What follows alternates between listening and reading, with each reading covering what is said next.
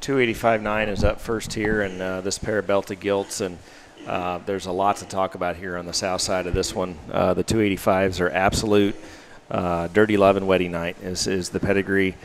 This sow would have had Caleb Zook's bear last year that was reserve grant at Breeders' Cup.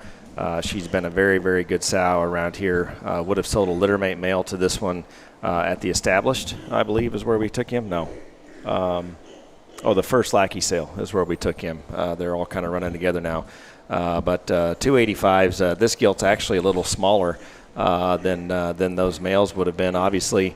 But I felt like this one had the most show gilt potential in that litter. I do think that this one has a very high ceiling as a show gilt. She's not wanting to cooperate just awesome here today. But if you can see this one in her natural habitat, I think this one's very good and has a lot of upside as a show gilt.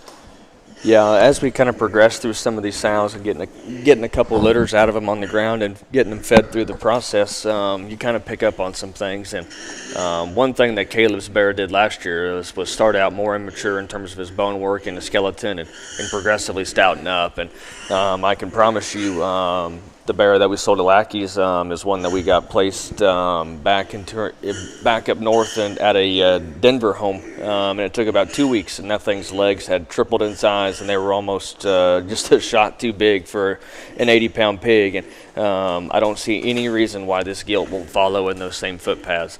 This gilt has honestly got a shot more look and extension up front, a shot more length in terms of her hip. It looks like a very, very good feeding one to me. And if the trend continues here and this thing stoutens and feeds the way they have out of this sow, this is going to be an absolute killer of a crossbred gilt here.